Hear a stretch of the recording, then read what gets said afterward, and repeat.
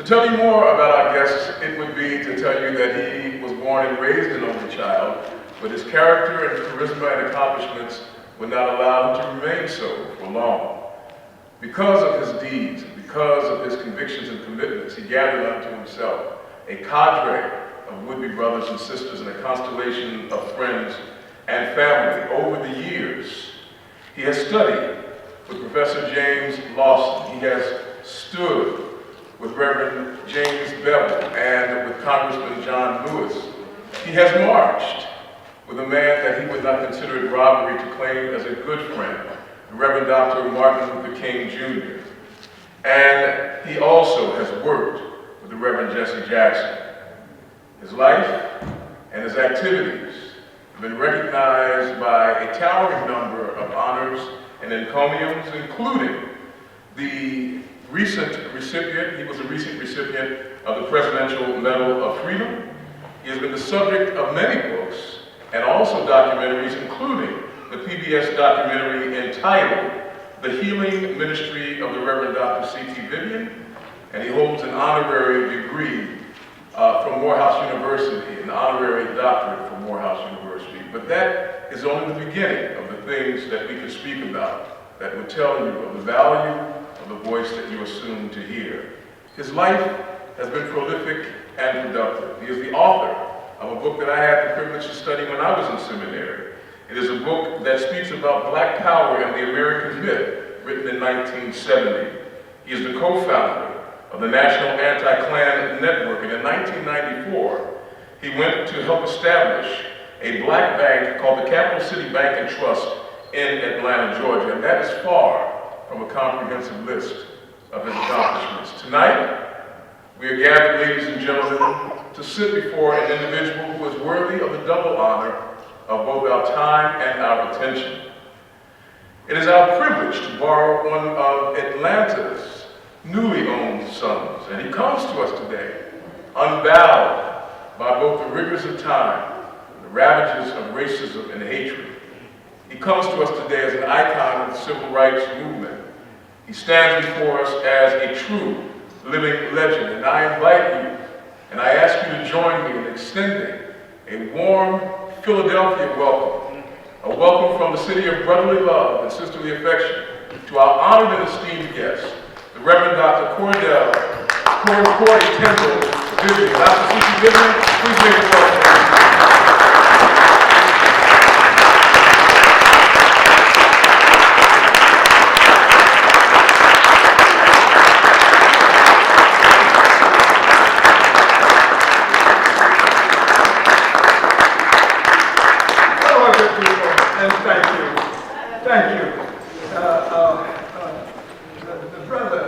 The brother sort of knows what he's doing. First time I heard it was just his voice on radio, and I said, anybody who's got a voice like that should be a preacher. Amen. And somebody quickly told me, he is. And then when I heard him just introducing me, I knew that anybody can use words like that. Everybody else knows he's a preacher too, right? He doesn't even have to preach it, you know, he's a preacher. You know what? He was introducing people. I got a person that I want to introduce to you here, right? And one of the people that, if you see Vincent Harding on any book, anywhere, read it.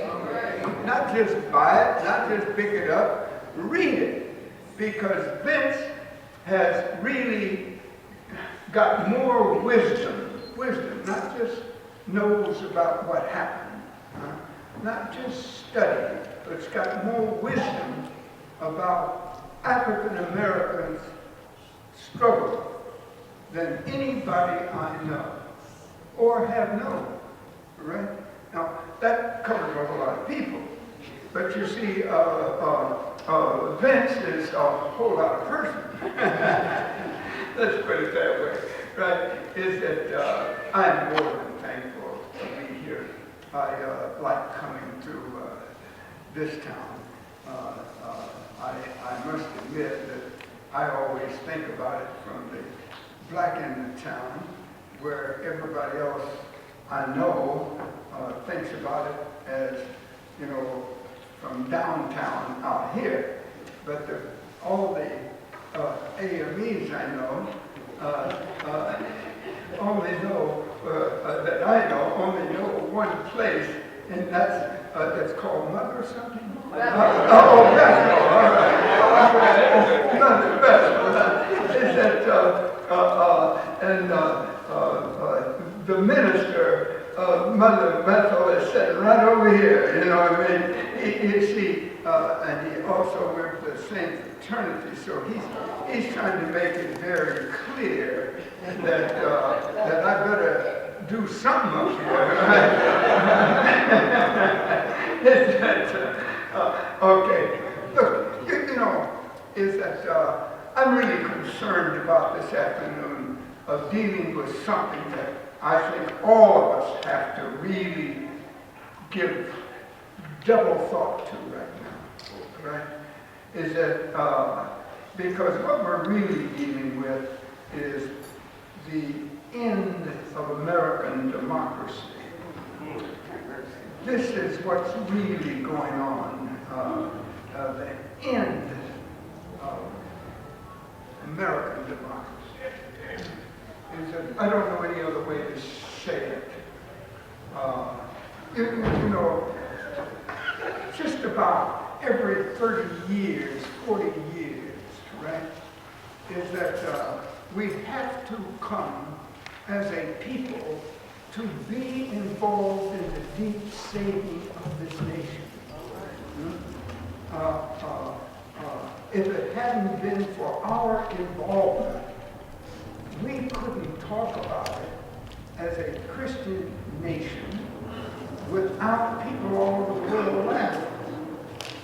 If it was not because we have endured and because we have been a part of saving America, had it not been for that fact, is that America could not justify calling itself a democracy. Is that we have continuously struggled to make it a democracy. And when you read the materials that are up and down this hallway, you see the struggle that other people probably would not have made or would have gone back home. We had to stay, but we have stayed for a deeper reason than that. Is that we liked everything America talked about and was the real proof that they didn't mean it. But we know that somewhere it had to become a reality. And since we were here so many years before most other groups presented any presence, it sort of was up to us to do it. And because we actually believed in democracy and believed in the faith that it said it stood for, right? There was something about making it a reality, because everything it said was real. We stayed through slavery knowing what was truth and what was lie, and knowing that we had to stay to convert white America, if for no other reason, all right? And that not only a conversion of, but an understanding of the humanity that they claim they stood for. Now, that said, is that we are deeply involved in the saving of this nation, not for the sake of its nation, not for the sake of making money, as most came here for, all right? Because it wasn't for money, is that, and I knew my grandfather, I knew a lot about my great-grandfather, and I realized that what they already suffered through, we've been through before, all right? And that every 35, 40 years, we go back to have to deal with it one way or the other. Is that at one, and my great-grandfather, he was a slave here, and suffered for being here, but as soon as he had an opportunity, what he did was to leave the South, not to get away from it, but to fight against slavery in it. Is that, and that fighting against it becomes something that is basic to us, all right? Is that if we, and when we look and think of our grandfathers, we can't help but think that they stayed for more reasons than one, and never was it a reason for real money. It was to make clear that what America said it was would in fact become. And then I remember my great-grandfather fighting for this country, thinking that they would care enough to make it a democracy and give us a chance to be a part of it. We fought for it, and they still did not live up to their word. Is that when we looked at this struggle that went on, all right, and is that it makes a difference because I went through the same thing. They found my great-grandfather joined, he ran away from slavery, escaped from slavery, and then he fought on the northern side. He made it clear that he believed in what he talked about, that this had to be a better place than it presented itself, and it had to end far better, living up to what it said it was. All right, and and he made it clear that he was living up to what he said he believed. Right? He joined the northern side, fought in that war, came back and married the woman that he had left, not as a wife but as a slave. Right? And he didn't have to. He left loving her, and he came back and married her. And he took her name because he would not take the slaver's name. Right? Is that, and he continued to live in such a way that everybody knew that he had fought for the freedom and stayed in the South where that they didn't like it, but they knew that he was a man that had the courage to do so. You know, when I think about his life, I cannot help but think about where we have been in everybody's life in this room, because we all did the same thing, but in the civil rights movement.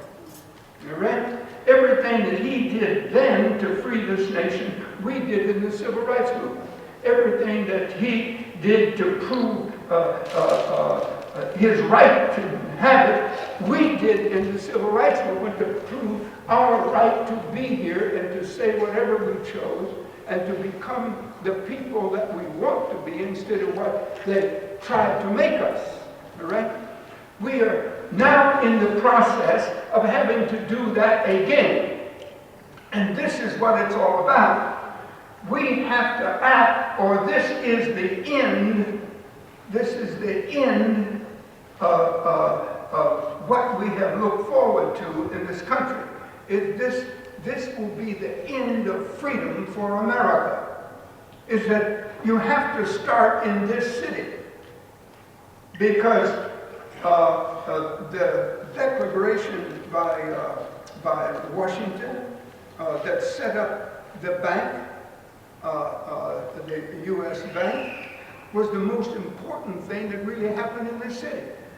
Without that backing, it could have never become the United States of America.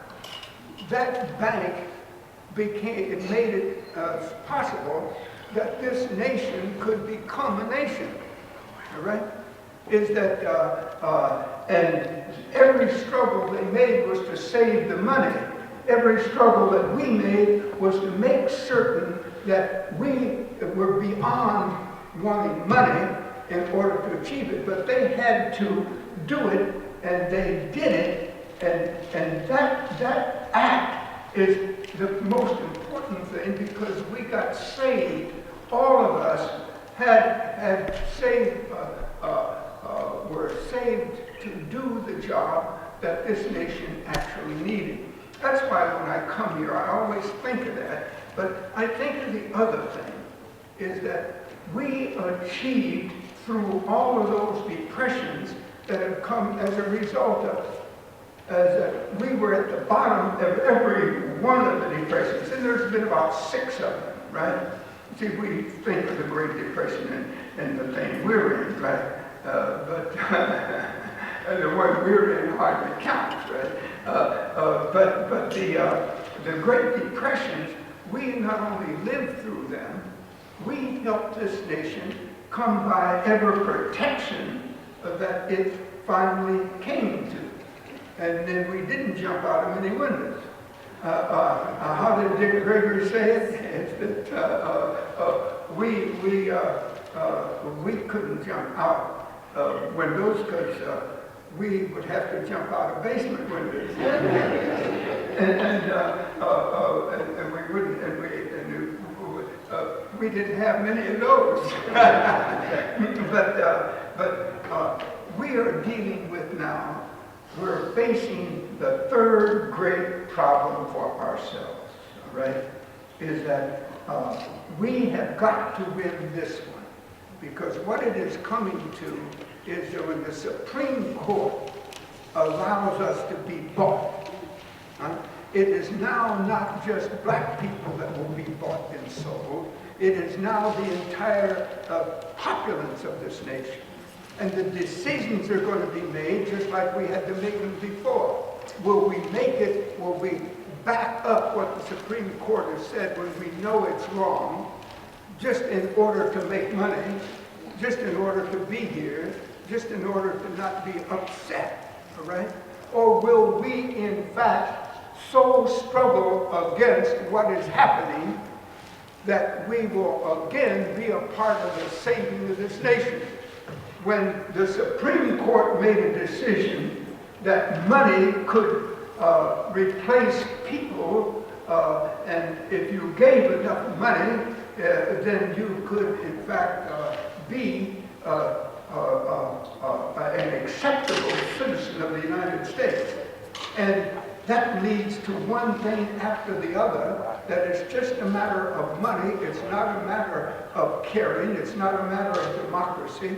It's not a matter of decency. It's a matter of buying and selling men and women. Those who understood slavery must now understand that if the Supreme Court continues, and if we don't fight against that rule, right, is that we are in a new kind of 20th century slavery. And we have had to fight for it before, 3 times before. Now we have to fight again, right? And this is the generation again that must save it. And we've got to see that as a part of everything that is real for us. Is that we see now that, again, the destiny of America depends upon us. The destiny of America so depends upon us that only we can save it, but we will be saving ourselves. But for the first time, we will be saving white America that hates us again, right?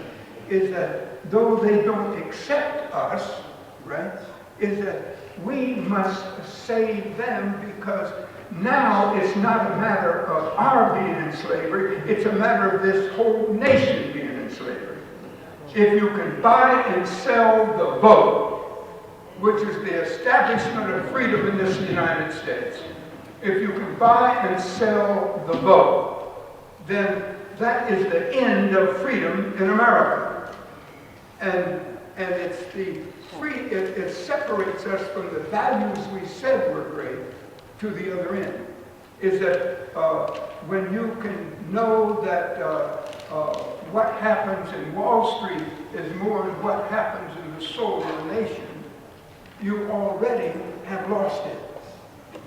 If we don't recreate the issues that make a difference, if we do not demand that our soul involvement becomes a rule for America, America will, in fact, the freedom, the only thing it stands for, will be lost. And this is the thing that we have to think about right now. And let's look at it another way. Is that the only reason that we actually have a black president is because we elected him. Now, I don't mean by the count that we had 300,000 votes more than the opposition. So we won that too. But we won it because we stayed with this struggle for justice and equality. All right? Is that we've stayed for it for the real reason. We've stayed for it because it's worth fighting for in terms of freedom, not in terms of wealth. But now that the wealthiest men in this country want to make us think that it's a democracy, where they will be making all the decisions. I mean all the decisions, and we will have no way to fight back. And when the Supreme Court has not been willing to fight, we know that there is no one that we can go to. What will we do? And this is what we must declare from the very beginning now of what we see. What we have been looking at is the slow takeover. It is not an accident that most of the southern states are definitely are Republican, right? Is that because it is a struggle between the Republican left, the Republican right, who is not right, and the Democratic left that is trying to be democratic. But you see, their Congress is filled, and practically every congressman now represents at least $1 million. Now, right now, we're not talking about millions of dollars, we're talking about billions of dollars.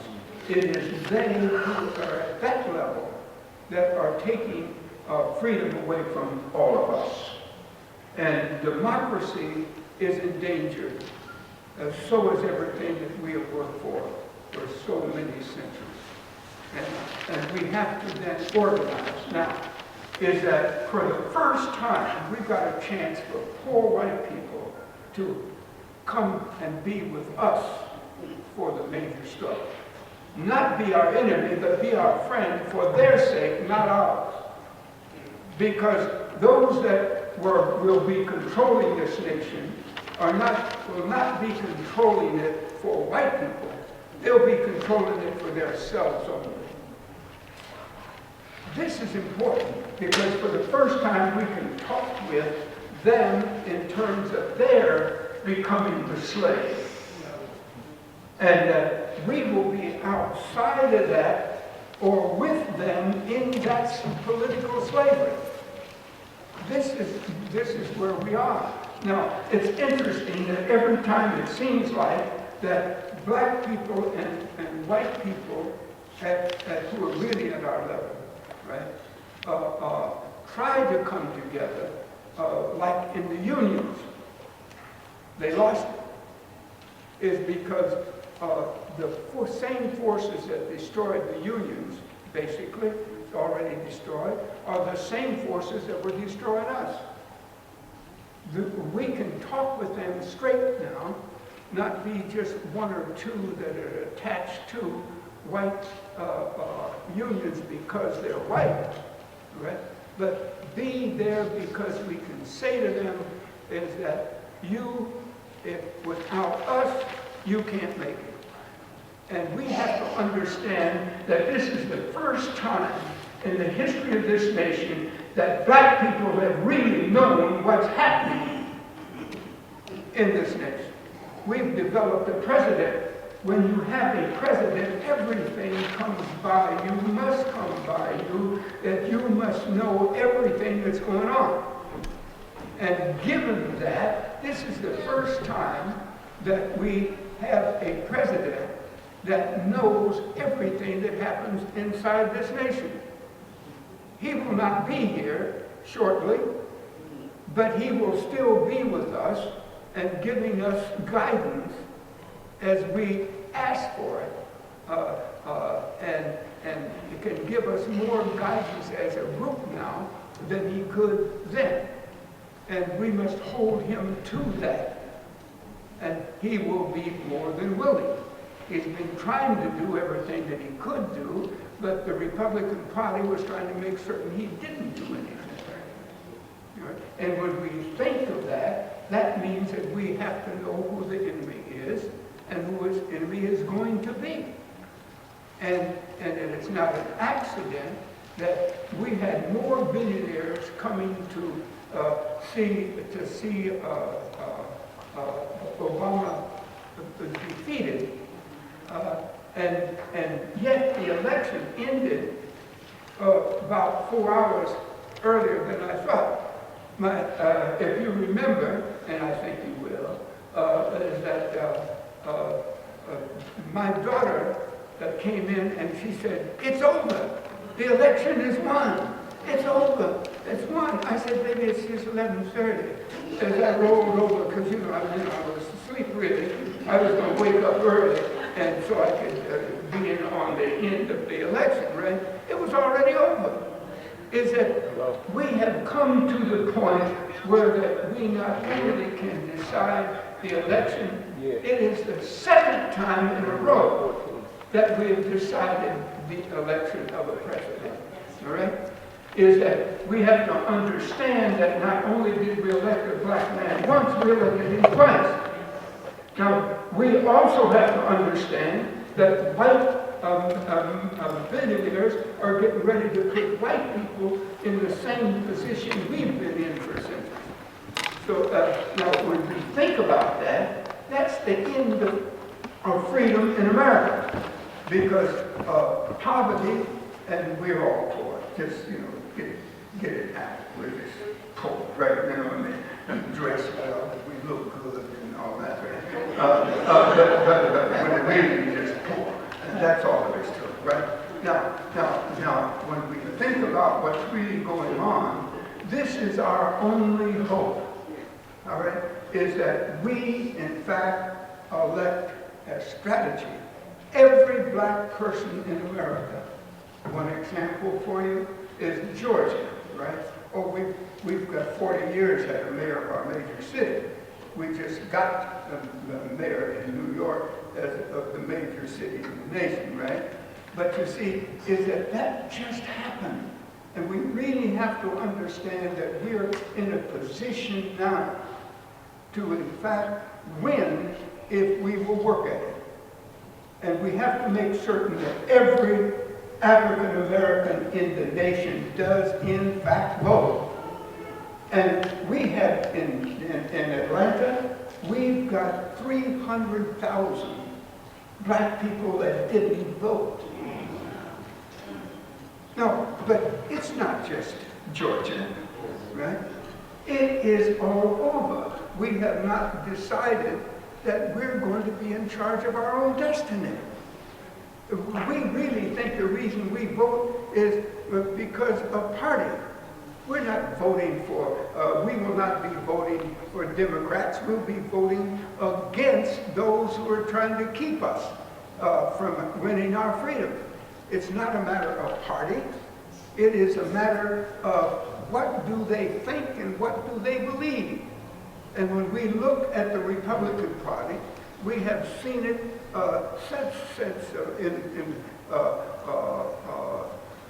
not to be in our favor, being against us in every election that we have had for the last 7 times that we've had to go elect. They did not vote for us. The Republican Party is now 2 parties, so one of them can be to help save the other one and make them look good, right? But the fact is that they've been destructive to us, right? What do you have to do? You have to make them understand that if they're going to win anything, if they're going to stand by anything that they have done, they have got to understand that they must eventually come by us. The only way we can do that is to win again. And to win and bring together the minorities of this country, because if we can bring together the minorities of the country, right, and that we can get our voting up in every state and not play with it, but in fact do it, so that every one of us that has a friend that can't show their card, right, is that you got to take them down to the courthouse and make certain that they register. Right? Is that this is again what the church can do, because the church started all of this, you know, right? The church put it in our put us in a position that we could win and make the decision. And my great-grandma was talking about Lincoln. But Lincoln didn't believe what these Republicans believe. And if he did, it's too late anyway, because we're not talking about a person. We're talking about a party. And if we let it go, what we're going to find is that this will be the end of freedom. And you and I will be at the bottom of it, and will have no chance to get out of it. This is our moment, right? This is our moment to not only save this nation, but to save ourselves.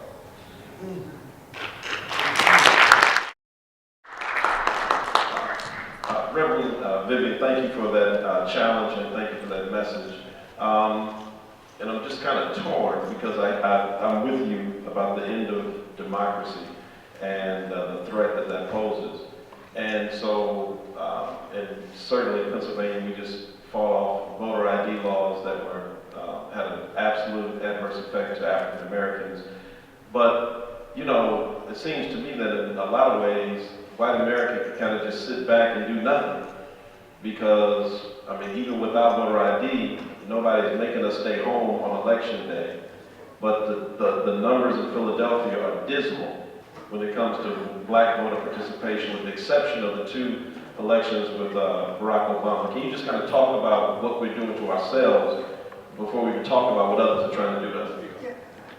See, that's really right there at it, is that we have become comfortable thinking that now that we've elected a black president, that we're going to be able to just get by with anything.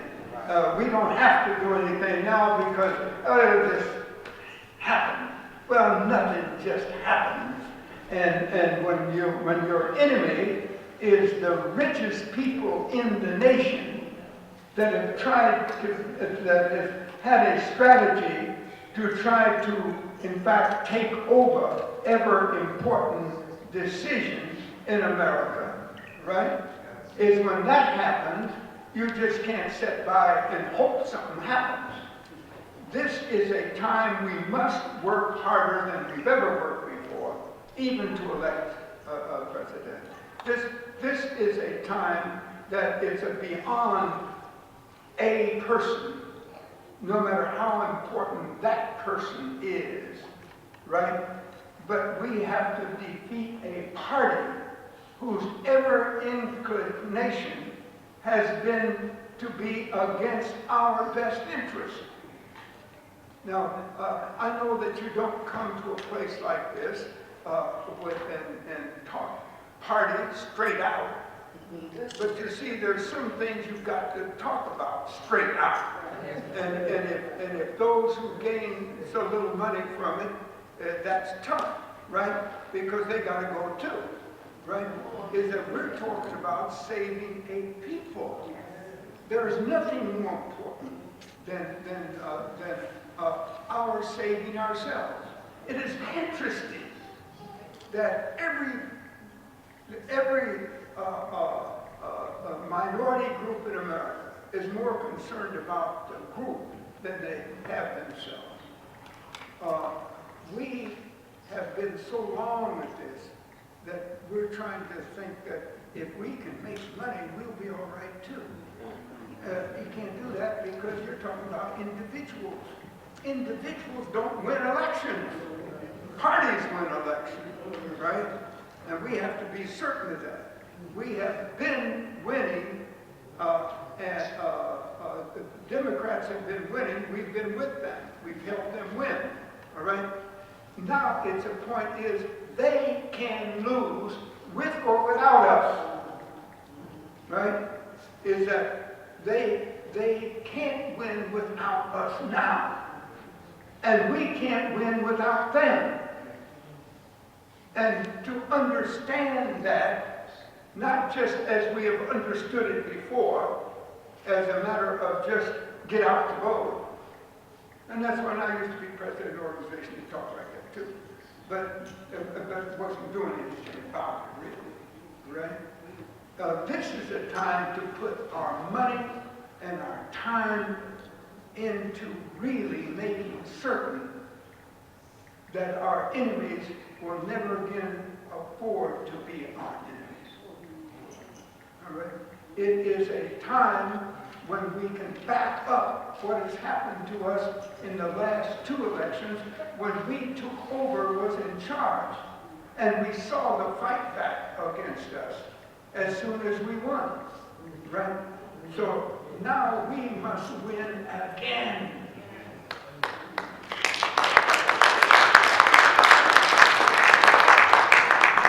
Well, thank you for that. So I'm from Oakland, California, and grew up, all I remember was a black mayor. Lytle Wilson was our first black mayor, and Philly has a black mayor.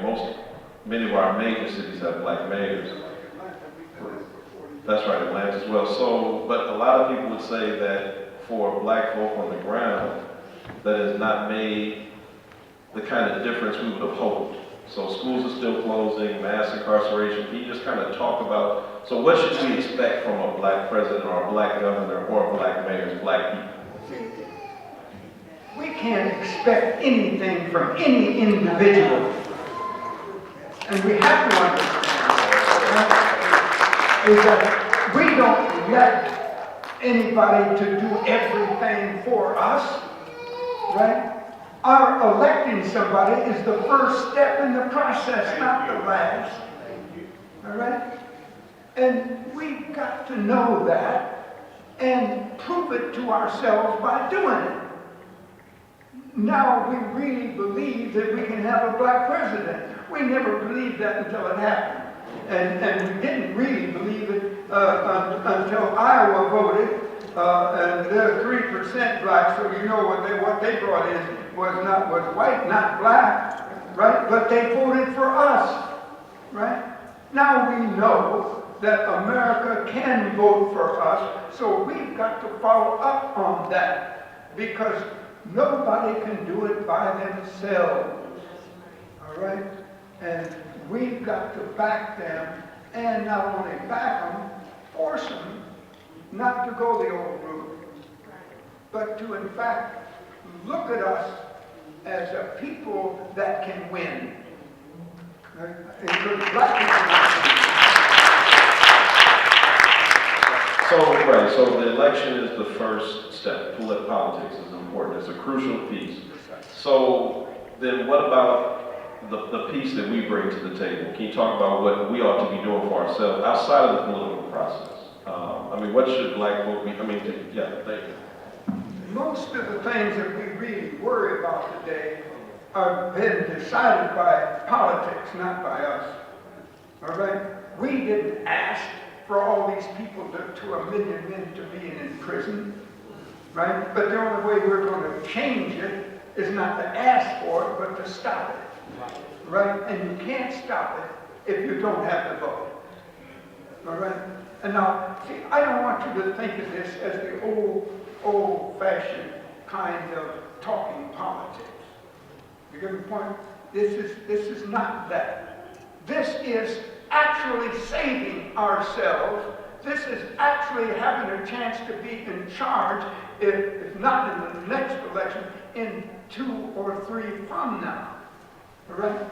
See, we have really never thought in terms of distance thinking. We've thought about the next election, and we don't even get involved in the mid-year election, which means that we're not about nothing. You see, and until that is not only seen but believed and worked for, can we make the change that is absolutely necessary.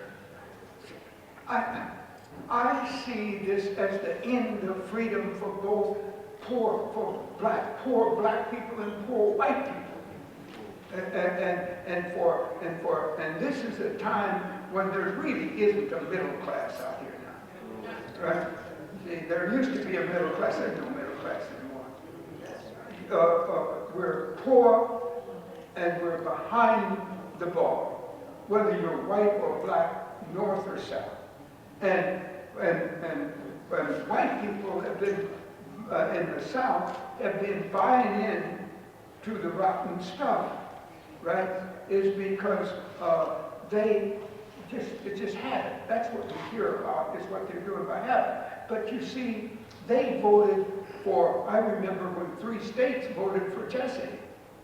I also know when more than that voted for Obama. You understand what I'm saying?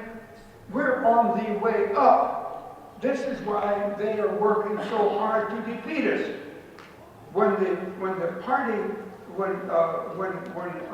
major party is making you walk clear out in the woods in order to get the vote, we have to realize that there's a strategy behind that. That didn't just happen, or that they like to have the places to vote out in the woods somewhere, right? That didn't just happen, right? Is that in fact it's a part of a greater strategy, and their ability to raise more money than they've ever raised before is not just an accident, right? That is a part of a strategy. We're entering to a strategy that is out to destroy us. Right? And if we don't act like it, they'll say, if they're blind, go on blinding some more. All right? The point being is that we have got to understand that our future depends upon people like you that are truly concerned about black people. Truly concerned about black people.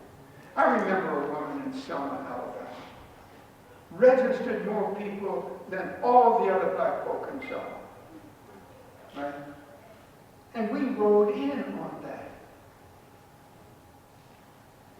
You hear what I'm saying? We rode in on that. If it hadn't been for that woman,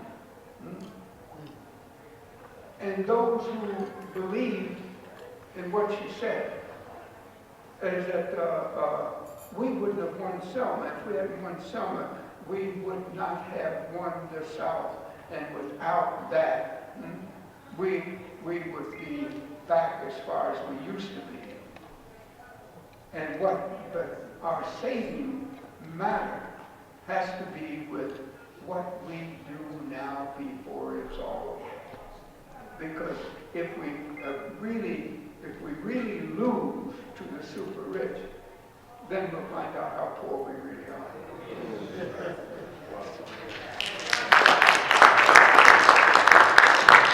So, Reverend Vivian, you are, you're almost 90. Oh, yeah. Yeah, most folk at almost 90 would just be, fishing, watching the game. Yeah. And I'm not catching many fish. You didn't catch many fish. I tell you what, is that, I tell you what, my reply to that has always been, is that I almost woke my great-grandfather up, and I went in to apologize to him, right? Because I turned up a record of one of our first-grade singers that sang at your freedom celebration here, right? And he was. I came home. I just kept turning it up because I wanted to hear it, but it awakened him because I heard him say, "I ain't got no ways. I know I'm going not no ways tired." And I ran in to apologize, but he had his hand in the air. The light from the corner was cutting through the window, and I could see that hand. He had it cut off right across there in slavery, right? And the old man had his hand up in the air, and he said, "I don't feel no ways tired."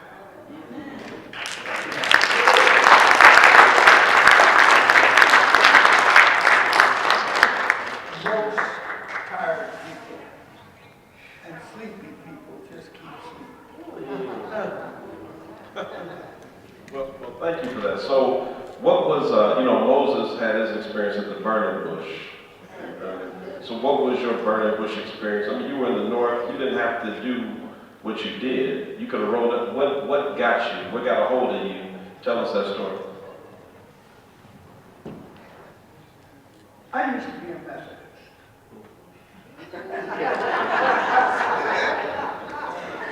It was the Lord who got hold of me. Now, and you see, I don't want to shortchange that, right? Because that's what made the difference with me, right? What are you going to do for other people? Not what you can get, right? But what can you do to make certain, as you can, that the people are all right? Right? That's all it is. I mean, this is why, there's only 3 words around that really make a difference. Right? And that is truth, justice, and love. Thank you. See, because let me tell you, without those 3, you don't have meaning. But with those 3, you have the undergirding, the spiritual undergirding that is necessary for people to be a people.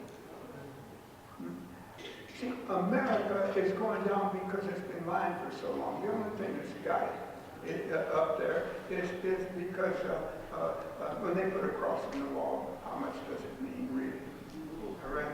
It's because this nation is living off of the resources of this nation.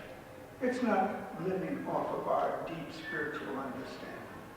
It's not coming from our caring for each other.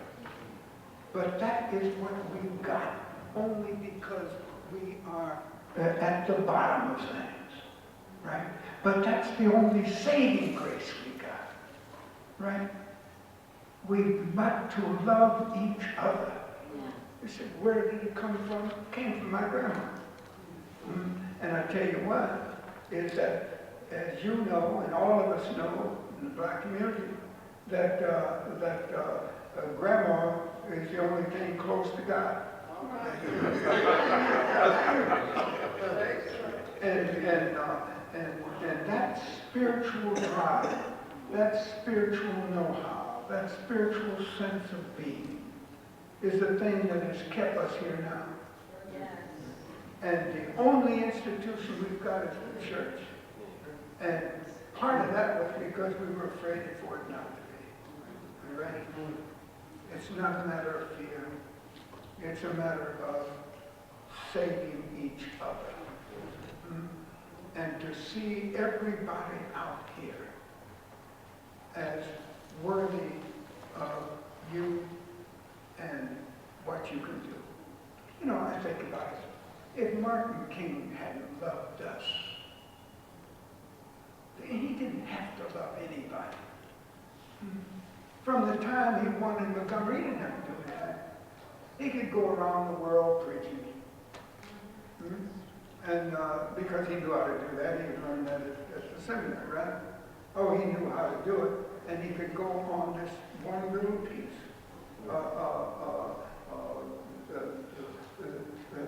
A man from South Africa couldn't even be heard for how many years? But he had done such a good job once that they still came back to him and made him president of the country. My point being is that we don't live by one person. We live by loving each other, caring for each other, and being willing to suffer and sacrifice for each other. Is that Vince was the best thing that happened to us intellectually, right? Vince mentioned my wife tonight, and I was sitting down where you are right here in front, right? And I thought about all the time that my wife kept my kids together and made them a nice family. And I wasn't there. And my daughter said to me, one day she said, my oldest daughter, who's the leader of the pack, if not the family. And she said, Daddy, we just want you to know that you weren't there all the time, but we knew what you were doing for us is what no one else could do. And I know that my wife and I were committed to black folk. And what we were doing and what we'll be doing until we die, right, is trying to finish that job. That was the only job, the only real drive that black people have had, is to help each other, try to make the best out of everything that's happened. And we've been through more in this nation than anybody. We've been through it than anybody, right? But you see, we're still here. We still got the Lord. Yeah. And we're still moving forward.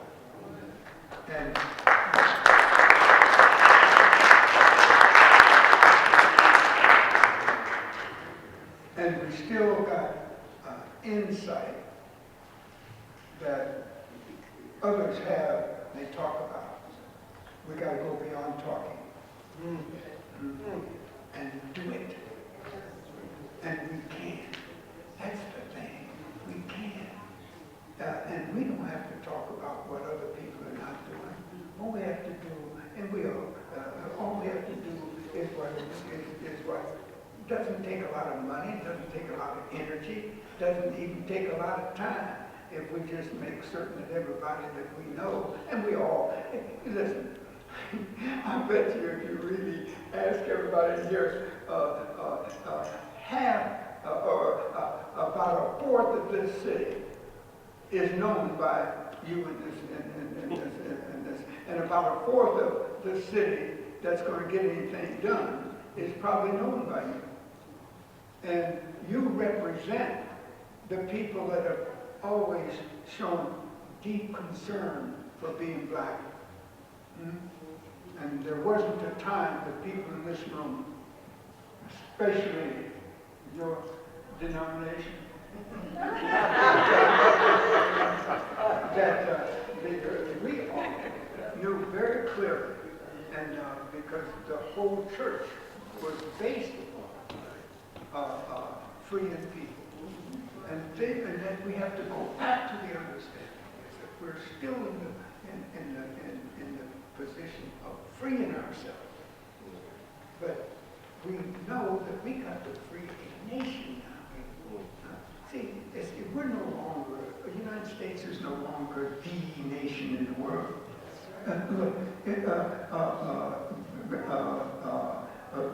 We see India. Here's a little guy with nothing on but his drawers.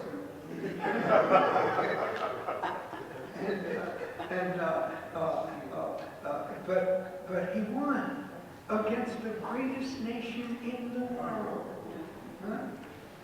See, Britain was the greatest nation in the world.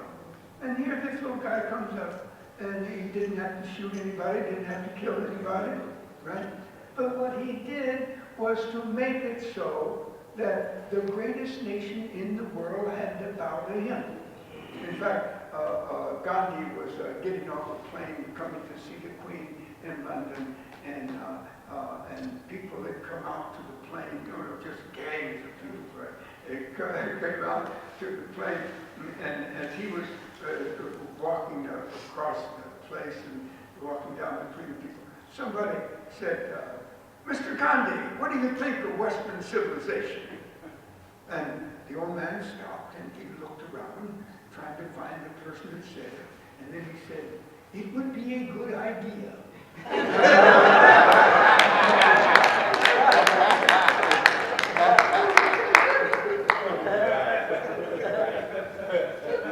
And because he understood that, he defeated him. And he is the best known person in all of the colonies of Britain. And they're not producing anybody else that anybody needs to know. Because their base is wrong. And they're left. Now they have to bring out their little kitties to try to make the royal family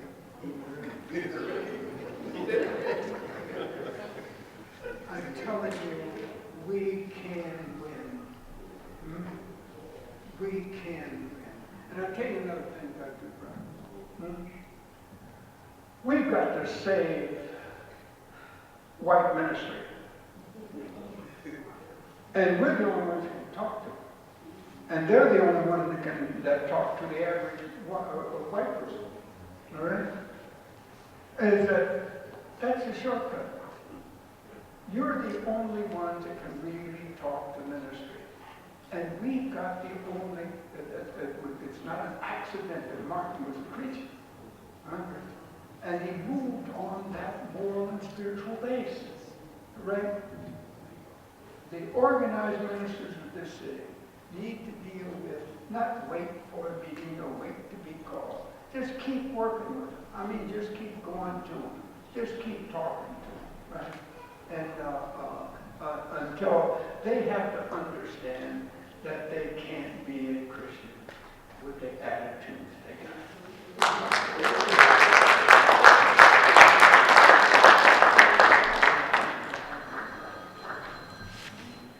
Well, you actually ended with, I was going to ask you a different question, but I think you got to it anyway. I want to thank you. I took the bus down this morning from home, so I left my car down here, and I sat wherever I wanted.